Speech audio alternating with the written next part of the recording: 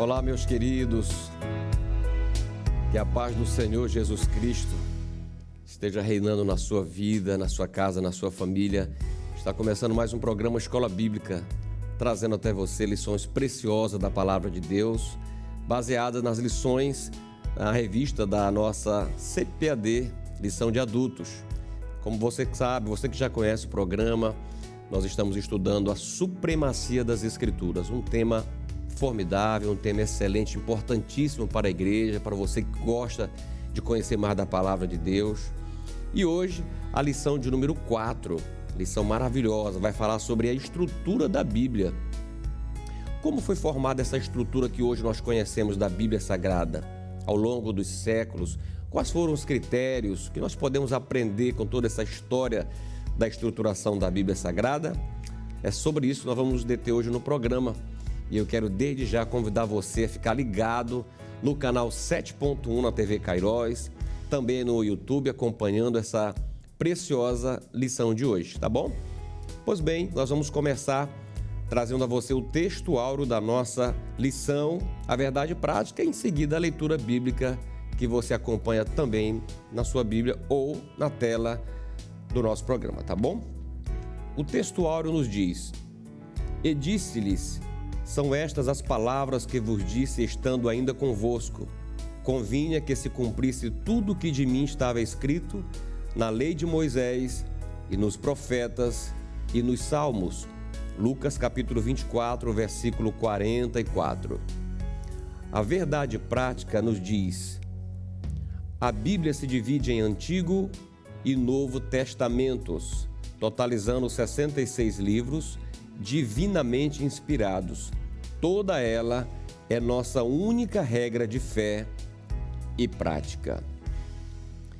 A leitura bíblica você acompanha em Lucas 24, do versículo 44 até o 49. E disse-lhes: São estas as palavras que vos disse estando ainda convosco. Convinha que se cumprisse tudo o que de mim estava escrito na lei de Moisés e nos profetas e nos salmos. Então abriu-lhes o entendimento para compreenderem as Escrituras. E disse-lhes: Assim está escrito, e assim convinha que o Cristo padecesse, e ao terceiro dia ressuscitasse dos mortos, e em seu nome se pregasse o arrependimento e a remissão dos pecados em todas as nações, começando por Jerusalém. E dessas coisas sois vós testemunhas. E eis que sobre vós envio a promessa de meu Pai. Ficai, porém, na cidade de Jerusalém, até que do alto sejais revertidos de poder. Amém.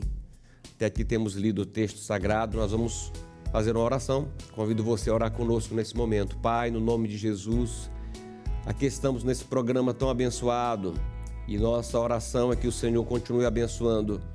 Usa nessa oportunidade nossos comentaristas.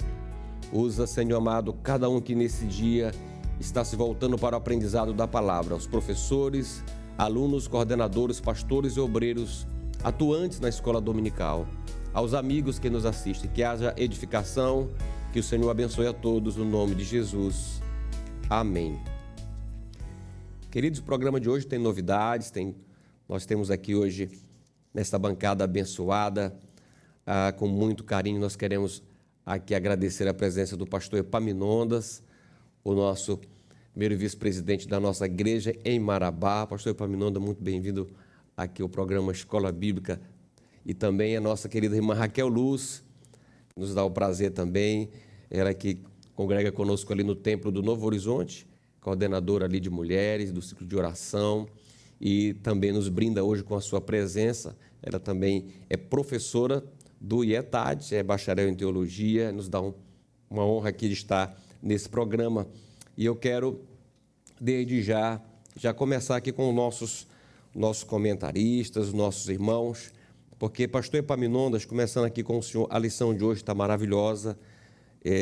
O senhor é um estudioso, um mestre da palavra, e o senhor sabe como é importante a gente compreender a estrutura da Bíblia, né? E cada aluno, cada coordenador, saber que existe uma história que precisa ser compreendida, valorizada, para que a gente possa cada vez mais defender a palavra como, de fato, palavra inspirada. E é sobre esse tema que nós vamos nos deter hoje. Eu queria que o senhor ficasse muito à vontade para falar sobre nesse primeiro tópico, como a Bíblia ela está organizada. Muito bem-vindo mais uma vez, pastor Epaminondas. Pai do Senhor Jesus, a todos que nos assistem, é sempre uma honra poder estar aqui ao lado do pastor Marcos, os demais companheiros, e hoje também na companhia da querida irmã Raquel, uma das nossas professoras ali do nosso Instituto de Ensino Teológico. Essa lição, pastor Marcos, é extremamente importante, não apenas do ponto de vista de conhecermos a estrutura da Bíblia Sagrada, mas, sobretudo, para compreendermos como que este sagrado livro ele foi escrito, como ele foi organizado, como nós temos hoje estruturado estes dois testamentos. A Bíblia Sagrada, a Palavra de Deus, as Escrituras Sagradas, este livro compreende dois testamentos, assim de forma geral, introdutoriamente falando. Foi escrito por aproximadamente 40 escritores, entre eles nós temos reis, poetas, profetas, nós temos boiadeiros, agricultores, pescadores, filósofos, pessoas simples e pessoas cultas. Nós temos pessoas de todas as classes sociais que foram tremendamente usadas por Deus, inspiradas pelo Santo Espírito de Deus, para, então, escreverem as Sagradas Letras. Este livro ele foi escrito por aproximadamente 1.600 anos. Isso nos revela e nos faz pensar, né, na harmonia das Escrituras Sagradas. Na sua maioria esmagadora, os escritores sagrados não se conheceram, né? Viveram em locais diferentes, em épocas diferentes, mas, não obstante a tudo isto, a Bíblia Sagrada revela-se um livro harmônico, revela-se um livro em que não há contradição, apesar de que alguns encontram aqui aquilo que nós chamamos de aparentes contradições, mas quando passadas pela lupa, né, da hermenêutica e da exegese, essas aparentes contradições elas são resolvidas com tranquilidade. A palavra Bíblia, apesar de não estar na Bíblia a palavra Bíblia, mas a etimologia da palavra, né, a palavra Bíblia, ela tem origem no grego e também no latim. A palavra Bíblia ela vem de biblos no grego. E se a gente for fazer uma busca no texto grego, pastor, lá em 2 Timóteo, lá por volta do capítulo 4, quando Paulo está escrevendo a Timóteo, ele vai dizer, olha, traz a capa, né, que eu deixei em Troade, em Carpo, casa de Carpo, e os biblos, os livros. A palavra biblos, ela está no seu original, no texto grego original. Mas lá, biblos não se refere às Escrituras Sagradas, porque Paulo, Pedro, quando ele se refere ao texto sagrado, às Escrituras Sagradas, ele não usa a expressão biblos. Biblos é uma palavra grega que significa livros. Portanto, quando nós encontramos biblos nos textos originais, refere-se a livros comuns. Aí Paulo vai dizer também assim, e traz os pergaminhos, que aí é uma referência às Escrituras Sagradas, aquilo que Paulo falou aos romanos, santas Escrituras. Essa palavra Bíblia, ela foi primeiramente utilizada por um dos pais da igreja, chamado João Crisóstomo, lá por volta do IV século depois de Cristo. E alguns historiadores também dizem, pastor Marcos, que essa palavra Bíblia ela foi aplicada por João Crisóstomo aos textos sagrados ou à Escritura Sagrada em função também de uma cidade portuária ali na proximidade de Beirute, no Líbano, uma cidade chamada Biblos, por conta que esta cidade produzia muito papiro. E o papiro é o material, a matéria-prima que se fazia livros na antiguidade. E, portanto, a cidade recebeu esse nome de Biblos. E, a partir daí, a palavra Bíblia passou a ser aplicada aos 66 livros inspirados por Deus. Maravilha. Muito bem. Aí a gente tem uma noção já sobre um pouco já dessa estrutura da Bíblia Sagrada. Raquel, queria que a senhora continuássemos falando um pouquinho sobre essa organização da Bíblia, como desde o próprio estudioso da Bíblia, como também o leitor comum pode compreender. Sim. Como foi estruturada a Bíblia organizada. Fique à vontade, Raquel. A paz do Senhor a todos, a paz do Senhor, pastor Marcos, a paz do Senhor, pastor Epaminondas, e eu quero cumprimentar os nossos alunos, nossos irmãos que estão nos vendo aí através da TV, né?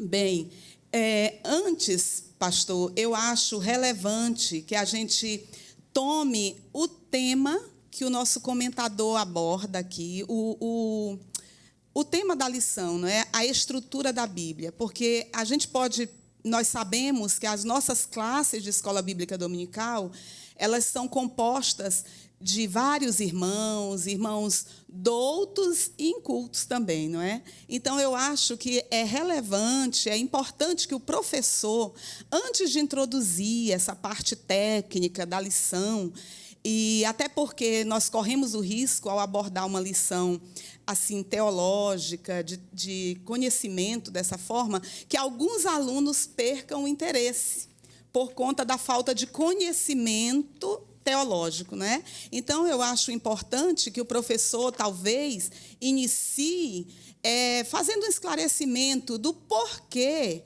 é relevante que a gente retome como foi estruturada a Bíblia, tendo em vista que nós já a temos aqui, não é? Toda bonitinha, um livro só, que a gente pode carregar na bolsa, carregar na mão.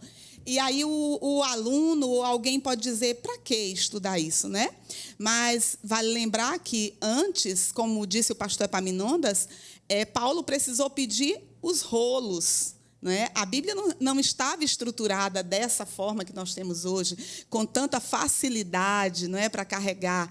E aí Deus vai usar esses homens, que já foi dito aqui, esses 40 homens, em épocas diferentes, para escrever, não é? Eles foram inspirados por Deus.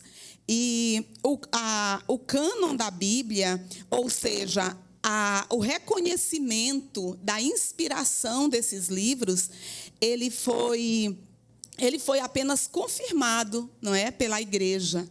A igreja apenas reconhece, a igreja não determina essa inspiração, essa veracidade, essa inspiração da Bíblia. E aí o nosso comentador, ele vai dizer que o vocábulo cânon, ele vem do grego, que é régua, padrão, não é? Padrão, vara de medir, ou seja, a Bíblia, nós temos ela, e nós gostamos de frisar isso, que a Bíblia é a nossa regra de fé e prática.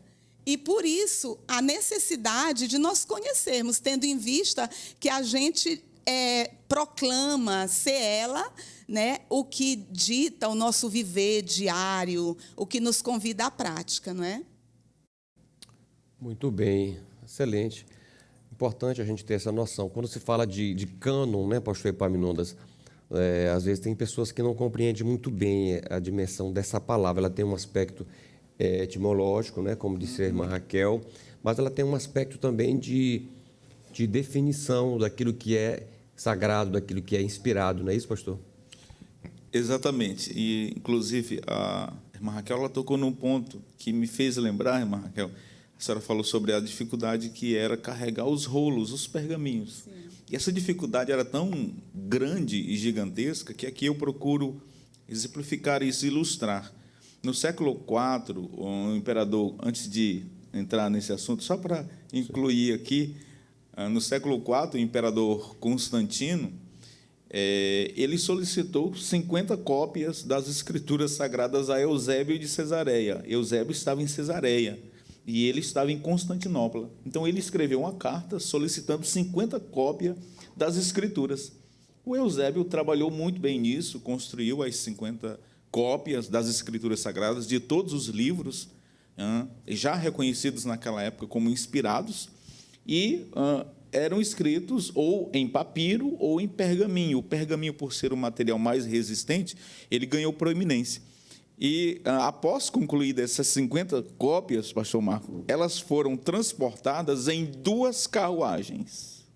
50 cópias da Bíblia transportadas em 2 carruagens, de Cesareia até Constantinopla, para você ver a dificuldade, né? Hoje nós temos a Bíblia, 66 livros em um único livro. Daí a expressão Bíblia significa coleção de livros ou vários livros. Por essa razão, o texto que nós temos hoje, o livro que temos hoje em mãos, ele nem sempre foi assim. Glória a Deus, porque Deus usou homens para, então, fazer e construir essa estrutura que temos hoje. Respondendo diretamente à questão do pastor Marcos colocou sobre a canonicidade dos escritos sagrados, tanto do Antigo quanto do Novo Testamento, né? A irmã Raquel já trouxe para nós aqui a etimologia da palavra cânon, e quando nós nos referimos a cânon da Bíblia, ou os livros canônicos, isso nos faz pensar naquilo que é sagrado, naquilo que está estabelecido como inspirado por Deus. E houve todo um critério, né, para se estabelecer esses livros canônicos. E esses critérios, ao longo da lição, o autor ele desenhou isso aqui, nós iremos falar. Mas observe que é importante dizer aqui que a canonicidade ela impõe limites, ou seja, o que está posto aqui na Bíblia Sagrada é aquilo que Deus queria que aqui estivesse, nada podendo ser acrescentado e também não podendo de modo algum ser diminuído. Assim nós temos no Antigo Testamento 39 livros e no Novo Testamento 27 livros, formando, portanto, 66 livros. Esta é, em linhas gerais, aquilo que nós temos de canonicidade, aquilo que é sagrado, aquilo que está posto aqui como inspirado por Deus. Maravilha. Interessante, pastor Epaminondas, que esse termo cânon, ele também está na Bíblia, né? A gente encontra em alguns versículos. Nós vamos citar um apenas aqui para os nossos irmãos que nos acompanham. Por exemplo, aqui em Filipenses, capítulo 3, no versículo 16, o apóstolo Paulo vai dizer assim: mas naquilo que já chegamos, andemos segundo a mesma regra e sintamos o mesmo. Então, essa palavra regra, quando a gente vai verificar o original, realmente é cânon, né? Então, a gente pode encontrar essa palavra, é muito importante. Essa curiosidade também que o pastor Epaminondas nos trouxe a respeito dos rolos, né, dos pergaminhos, é muito, muito mesmo interessante. E a gente vai tendo noção de como foi construída toda a história da Bíblia, até a sua estruturação. Importante que os professores tragam essas informações, né, pastor? É interessante também, pastor, que a palavra cânon, ela significa literalmente mesmo uma vara de medir, né, uma régua. E qual é a ideia de vara de medir, de régua? É que os livros inspirados por Deus, eles passaram por um critério de avaliação, todo um critério para saber se eles se enquadravam exatamente dentro da vara de medir, a medida exata de inspiração, a régua exata de inspiração.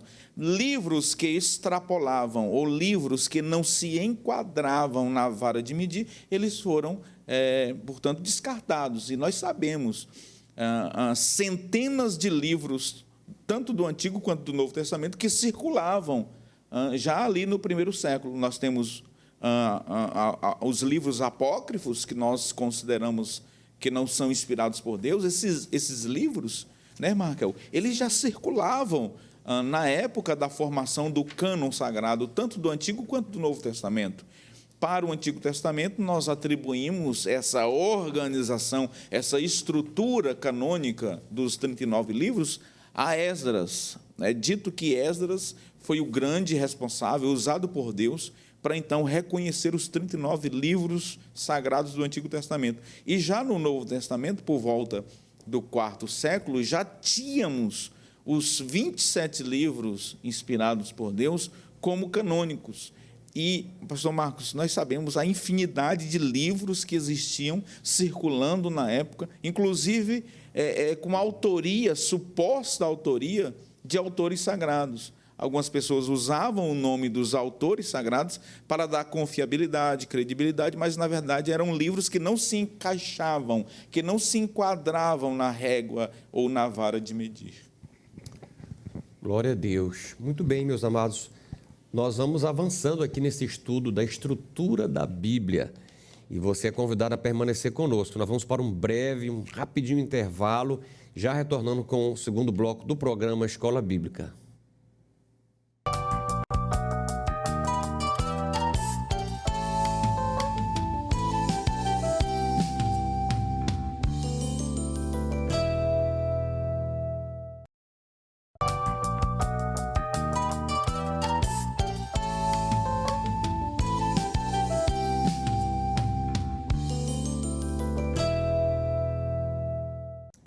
Olá, estamos de volta com o programa Escola Bíblica, falando hoje sobre uma lição muito especial, a estrutura da Bíblia. É a lição de número 4.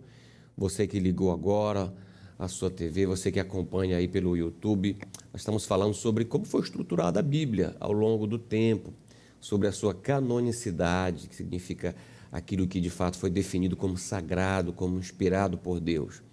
E agora no tópico 2 nós vamos falar sobre o Antigo Testamento, também chamado de Antiga Aliança. Nós vamos aqui para a irmã Raquel Luz. Irmã Raquel, eu queria que a senhora nos falasse um pouquinho sobre os livros do Antigo Testamento, essas curiosidades que nós precisamos saber de como foi definido, como foi formada a estruturação que se tinha, que se tem hoje. Fique à vontade.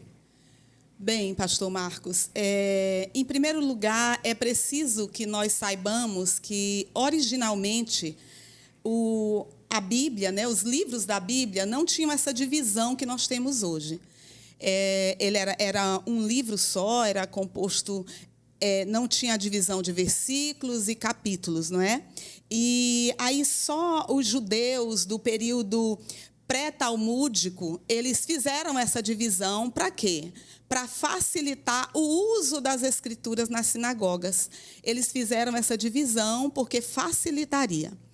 Outra coisa que é interessante nós destacarmos também é quanto à canonicidade do texto. Essa inspiração é apenas do texto bíblico, mas daquelas epígrafes, aqueles textos em negritos que vêm em cima dos textos, ali não é inspiração.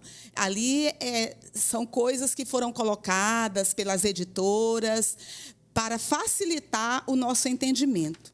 Quanto à estrutura do Antigo Testamento, nós já falamos aqui que a Bíblia é composta de 66 livros, sendo o Antigo Testamento 39 livros. E aí nós vamos ter a primeira divisão, que é o Pentateuco, ou a Lei, não é? E ela vai de Gênesis a Deuteronômio, que são 5 livros. Nós vamos ter também os livros históricos, que vai de Josué a Esther, que são 12 livros. Nós temos os livros poéticos ou ínicos, não é? Que vai de Jó a Cantares de Salomão, que são 5 livros. E, por fim, nós temos os livros proféticos, e estes se subdividem em profetas maiores, que são 5 livros, e profetas menores, que são 12 livros, que vai de Oséias a Malaquias. E vale destacar ainda que essa nomenclatura maior e menor não tem a ver com a importância dos escritos, mas com o volume escrito. Tá bom, queridos? Então, essa divisão do Antigo Testamento, ela é feita basicamente dessa forma. Muito bem. Raquel, é interessante que quando Jesus ele se refere às Escrituras, né, a Bíblia, não a Bíblia como nós falamos hoje, mas se refere à palavra de Deus, ele vai se referir aqui no texto áureo, inclusive no texto bíblico que nós lemos, ele vai falar sobre lei de Moisés, profeta e salmos, né? Interessante que me parece que eles tinham toda essa parte da escritura ou dos escritos, né? Os salmos também se referia aos escritos, não é isso, Raquel? Isso. Na verdade, a divisão da Bíblia judaica, ela não é como a nossa ocidental, não é como a nossa Bíblia. Eles têm apenas... É por isso que Jesus ele faz essa referência, não é? A lei, os profetas e os salmos, ou os escritos. Porque a Bíblia judaica ela é dividida dessa forma: a Torá, os profetas, né, que é Nevim, e os escritos, que é Ketuvim, né, em hebraico. E aí o pastor Epaminondas, que é o mestre em hebraico, pode me corrigir, né? Então, nós temos essa divisão, e também vale a gente destacar ainda que, para os judeus, eles vão fazer uma junção de alguns livros, né, pastor Epaminondas? Eles vão juntar os livros de crônicas, 1ª e 2ª Samuel, eles vão considerar um só livro, né? E aí, por isso, a gente vê que na Bíblia hebraica eles vão considerar apenas 24 livros, né? Mas não deixa de ser os mesmos 39, né? A gente pode até dizer que é aí que a conta, né? 39 é 24, 24 é 39, né? Exatamente. A Bíblia hebraica ela tem essa peculiaridade, pastor Marcos e Raquel. Nós chamamos de Antigo Testamento, 39 livros. Eles chamam de Tanar, que é, na verdade, o prefixo ou a primeira inicial de cada uma dessas expressões que a irmã Raquel citou aí. A Torá, a lei, Ketuvim, os escritos, e Navi, os profetas. Eles chamam de Taná. São 24 livros. Nós temos o Antigo Testamento com 39 livros, mas, como muito bem pontuou a irmã Raquel, o conteúdo é o mesmo. O conteúdo é o mesmo.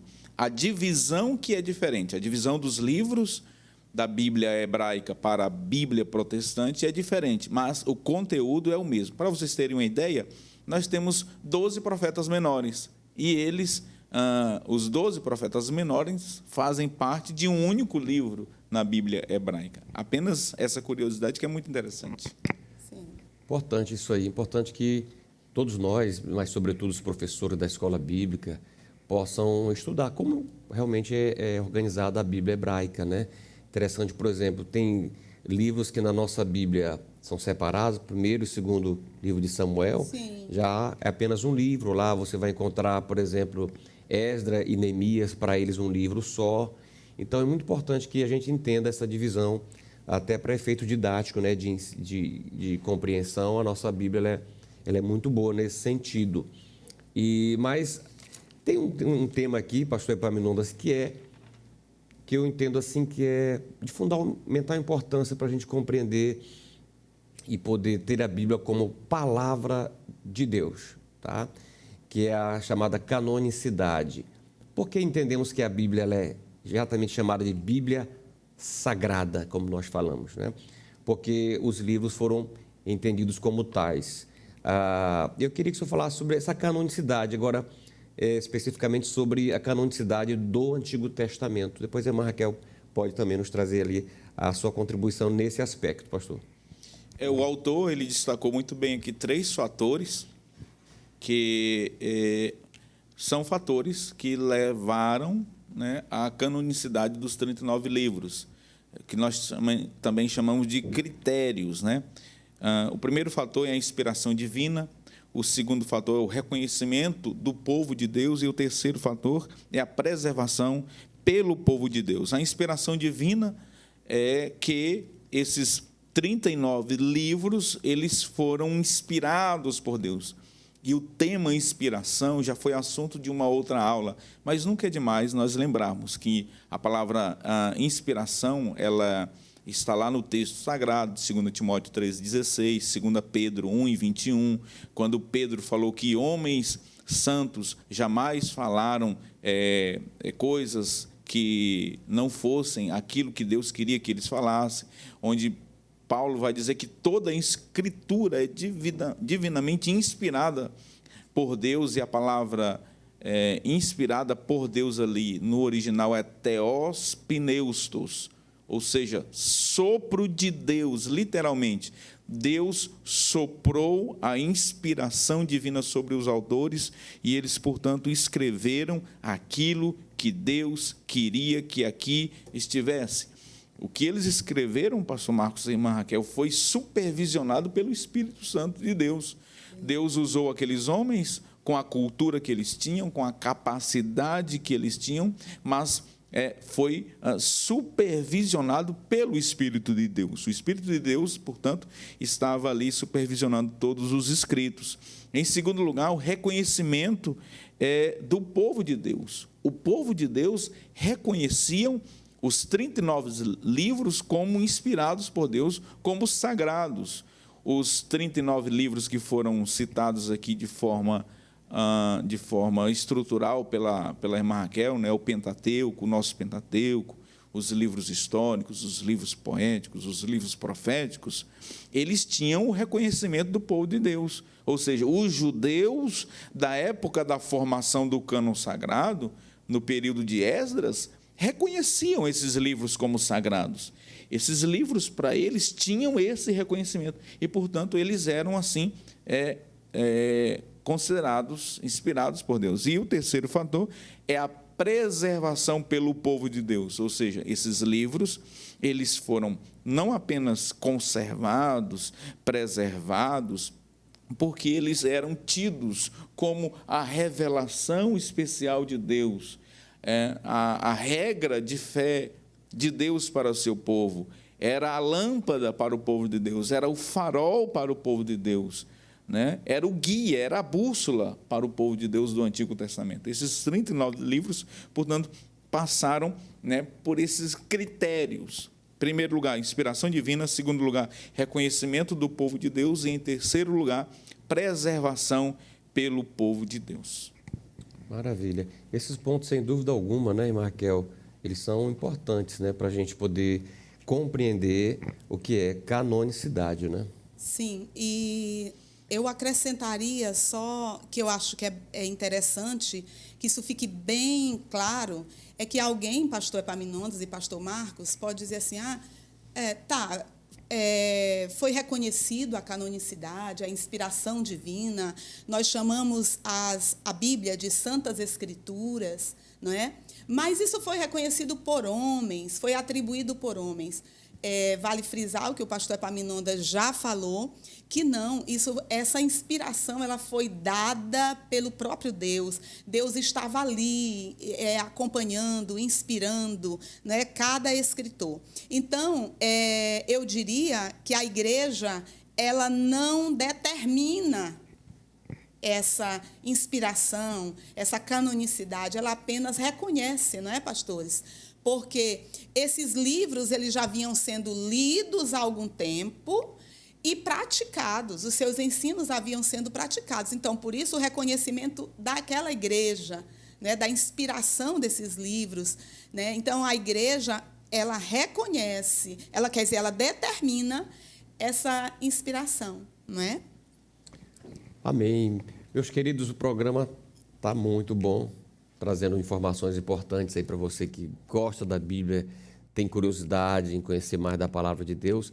Vamos fazer um breve intervalo agora e já voltamos com o terceiro e último bloco do programa, falando um pouco mais sobre a estrutura da Bíblia, canonicidade do Novo Testamento. Fique conosco.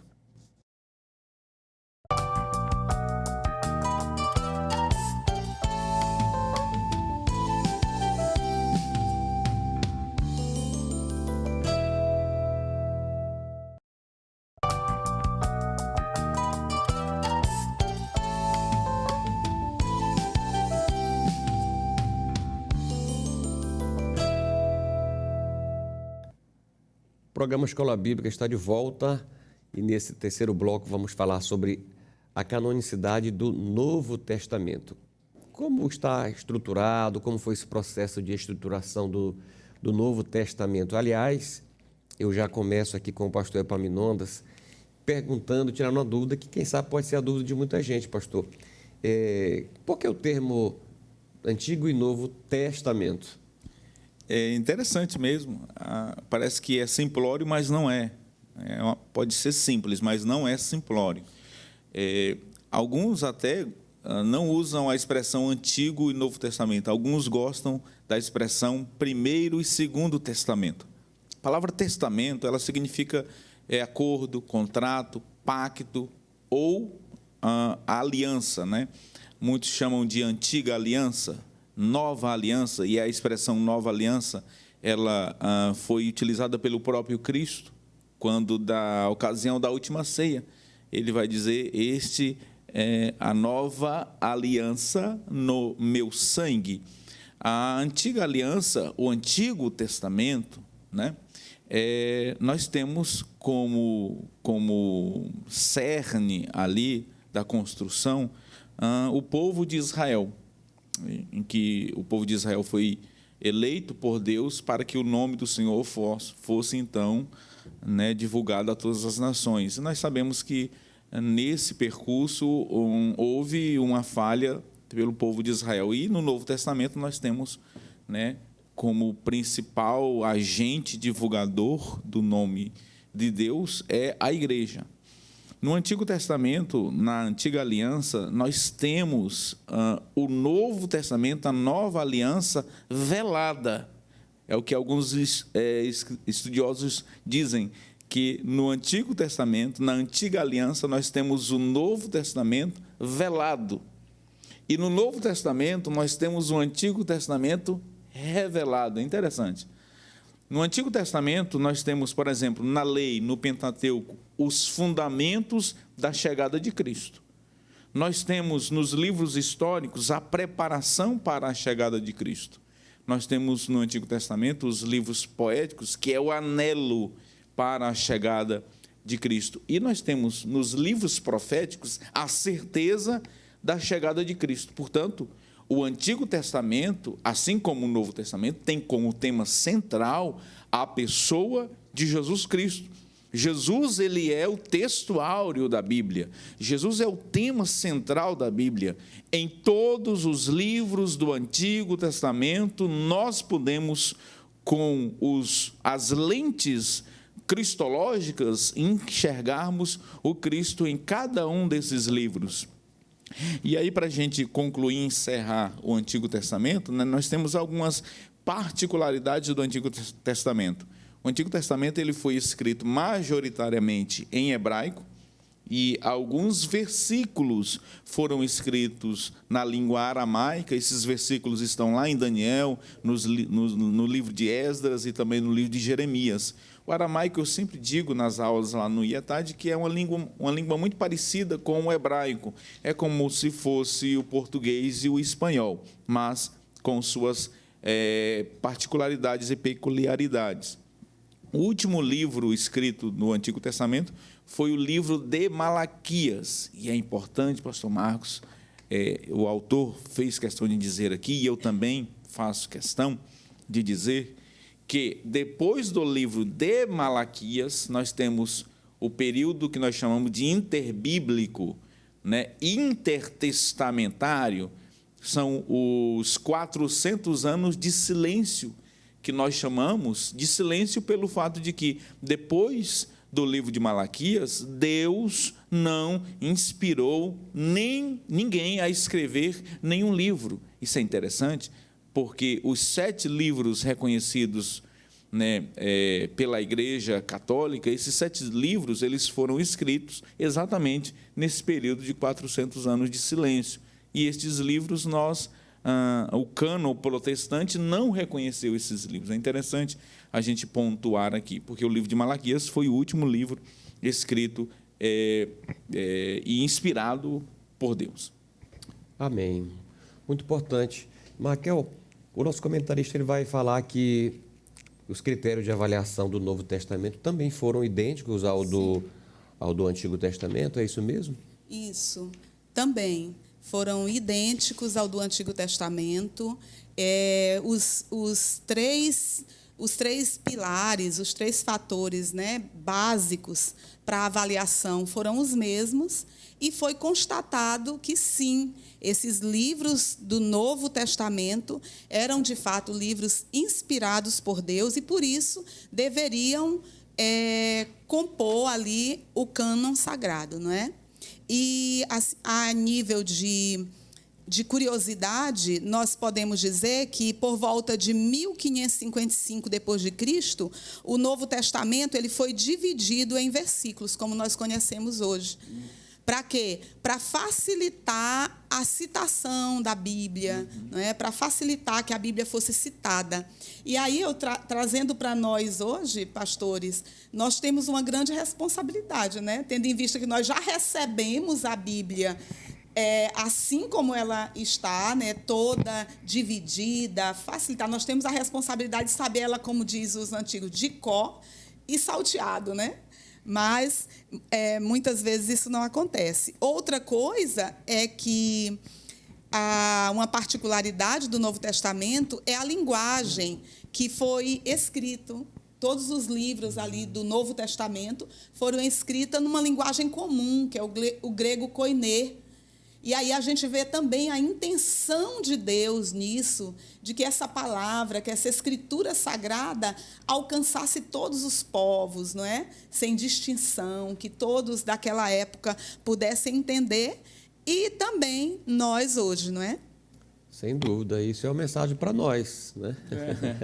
É uma mensagem para nós, porque nós temos, relembrando aqui os ensinos do nosso mestre, o pastor Gesiel Gomes, ele diz que nós temos que ensinar e pregar de modo que até uma criança compreenda, né? A linguagem da nossa pregação, o teor da nossa ministração. Isso é muito importante para a gente que prega, que ensina. De alguma forma, você que é professor da escola dominical, trazer uma linguagem acessível.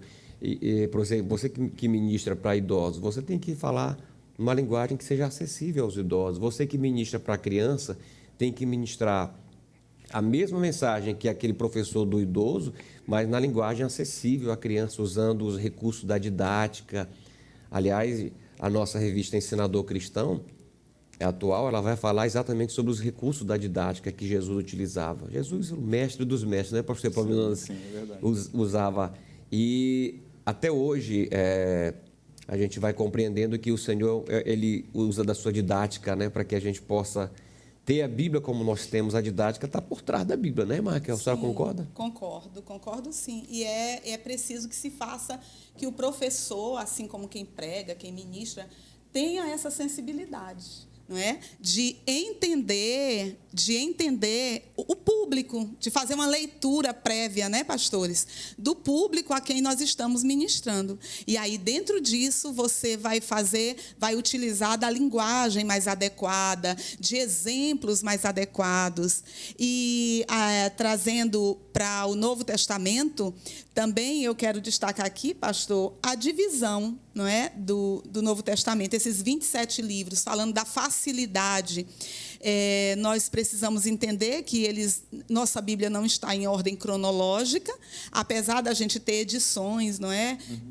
Que já nos dão que nós podemos ter em mãos a Bíblia em ordem cronológica, você pode ter. Mas, comumente, a gente usa a Bíblia brasileira, que não está. Então, esses 27 livros, nós temos os 4 que compõem os evangelhos, né? Esses 27 vão se dividir em evangelhos históricos, que é um livro apenas, que é os Atos dos Apóstolos, né? E as Epístolas Paulinas e as Epístolas Gerais. As epístolas de Paulo são 13, as gerais 8, e aí nós vamos ter o livro da Revelação, que é o Apocalipse, que é um livro só, encerrando assim com chave de ouro, não é? Maravilha. Pastor Epaminondas, o nosso saudoso mestre Antônio Gilberto, ele vai nos falar que até o ano 100 depois de Cristo, todos os livros do Novo Testamento já estavam escritos, né? Muito interessante que a partir daí já vai se definindo esse cano do Novo Testamento. E como é que a gente pode compreender quando foi realmente definido ou segmentado, que o cano do Novo Testamento estava fechado? Os critérios, eles são os mesmos, né, para o Antigo Testamento. O último livro do Novo Testamento a ser escrito foi o livro do Apocalipse, escrito pelo apóstolo João na ilha de Patmos por volta do ano 96 depois de Cristo. Portanto, o último livro a ser escrito aí é aproximadamente um século da era cristã. Bom, até o século II haviam muitas discussões em torno dos pais da igreja. Para aqueles que não sabem, os pais da igreja foram homens que sucederam a era apostólica. A era apostólica ela vai até o ano 100, com a morte de João, o último apóstolo do Senhor. Após João, nós temos aquilo que nós chamamos na história da igreja de os pais da igreja, que sucederam os apóstolos. Muitos deles, inclusive, estiveram sendo discipulados pelos próprios apóstolos. É o caso de Policarpo, que foi discípulo direto de João. Então, pastor Marcos, até o século II havia muitas discussões em torno da canonicidade do Novo Testamento. Alguns livros eles foram muito questionados. Por exemplo, o livro de Tiago, ele foi muito questionado. O livro de Tiago, a sua inspiração por conta do enfoque que Tiago dá às obras. E alguns questionaram, parece que Tiago está contradizendo com Paulo, quando Paulo vai dizer aos Efésios, as cartas de Pedro. O livro do Apocalipse foi muito discutido por conta do seu denso conteúdo simbólico. Então, vejam, a partir do século II, então, os pais da igreja, Irineu, Eusébio de Cesareia, Policarpo, Papias, né, enfim, todos os pais da igreja, eles sedimentaram que o cânon sagrado das Escrituras eram aqueles livros. Vejam, essa discussão ela foi salutar sobre os livros, os que eles tinham, que pairavam no coração deles algumas dúvidas, né? Ela foi salutar. Eu vejo como saudável essa discussão, para se não entrar no cânon sagrado, por exemplo, livros como o Evangelho de Tomé, que contém heresias grotescas lá, né? Evangelho de Maria Madalena, por exemplo. Então, até o século II, então, se estabeleceu, esses livros aqui, eles reconheceu-se como sendo os livros inspirados por Deus. E os critérios, eles foram fundamentais, pastor Marcos. O critério de circulação, que é o critério de reconhecer os livros como sendo inspirados por Deus, esse critério, né, nós também, alguns autores preferem chamar de circulação ou aceitação universal desses livros. Na época, as principais igrejas do mundo antigo eram a igreja em Jerusalém, a igreja em Antioquia, a igreja em Roma, a igreja em Constantinopla, a igreja de Cesareia, em Alexandria também. Essas igrejas eram as principais. E vejam que era como que essas igrejas supervisionassem as outras, apesar de não haver um líder geral da igreja na época, né? Cada igreja era uma igreja local e tinha o seu bispo, o seu pastor responsável. Mas observem que esses livros, eles circulavam nessas igrejas. Os 27 livros, eles eram lidos nessas igrejas e eles eram reconhecidos como inspirados e como canônicos. A partir do segundo século, então, entrando no terceiro século, nós já temos o cânon das Escrituras Sagradas do Novo Testamento completamente formados. Maravilha. O nosso tempo está chegando ali, mas eu gostaria, pastor Epaminondas e irmã Raquel, estou com um livro aqui do pastor Antônio Gilberto, que é o livro A Bíblia através dos séculos. É um livro muito bom, que eu recomendo para todos os professores. Pedir para o Lúcio aqui dar um zoom aqui nele, para todos os nossos queridos professores, coordenadores de escola bíblica. Você pode comprar esse livro na CPAD, tá bom? É o livro A Bíblia através do século. Dá um zoom aqui para mim, Lúcio, por favor, para que os nossos irmãos e amigos possam... Olha aí, é um livro excelente, você pode comprar. Ok, obrigado. Esse livro ele vai trazer... Por exemplo, pastor Epaminondas, o pastor Antônio Gilberto, de saudosa memória, ele trabalha como um grande advogado aqui. Ele vai listar aqui 10 provas de que a Bíblia é a palavra de Deus. A primeira prova, a inspiração divina da Bíblia. Segunda prova, a perfeita harmonia e unidade da Bíblia. Terceira prova, a aprovação da Bíblia por Jesus. Jesus cita, faz várias citações. O testemunho do Espírito Santo dentro do crente quanto à Bíblia. Quinta prova, o cumprimento fiel das profecias da Bíblia. Sexta prova, a influência benéfica da Bíblia nas pessoas e nações. Sétima prova, a Bíblia é sempre nova e inesgotável. A Bíblia falou ontem, fala hoje, falará amanhã. Sempre ela é algo novo para a gente. Alguém já disse, pastor Epaminondas, que a Bíblia ela é mais atual do que o jornal do dia, né? Então, muito importante. A Bíblia é familiar a cada povo ou indivíduo. É a outra prova, a sétima prova, a oitava prova. E a nona, a superioridade da Bíblia em relação aos demais livros quanto à composição. E a 10ª prova, a imparcialidade da Bíblia. Então, esse livro é fantástico. Ele vai falar, inclusive, uma curiosidade, pastor Epaminondas, que o primeiro livro a ser escrito no Novo Testamento foi a primeira carta aos Tessalonicenses, né? Então, são curiosidades que nós precisamos compreender a Bíblia. Quando você estuda a estrutura da Bíblia, você pode realmente ler a Bíblia com mais segurança, com mais tranquilidade, até nas ministrações, sabendo pontuar cada um. Me parece, pastor Epaminondas e Raquel, que o primeiro evangelho foi o evangelho do meu xará, isso mesmo, Raquel? Foi. Evangelho de Marcos, né? É interessante que o evangelho de Marcos ele foi escrito por João Marcos, né, o seu xará. Foi, de fato, o primeiro evangelho a ser escrito e teve como fonte principal o apóstolo Pedro. Pedro, ele foi o grande tutor, né, a grande fonte de informação de João Marcos. E é interessante que Marcos ele é o primeiro evangelho, é o mais curto. Aí, quando vem o segundo, o terceiro e o quarto evangelho, ele é mais denso. Porque sempre, quando você escreve algo que alguém vai escrever, algo parecido ou semelhante com o mesmo tempo, sempre tende a ampliar o conteúdo, né?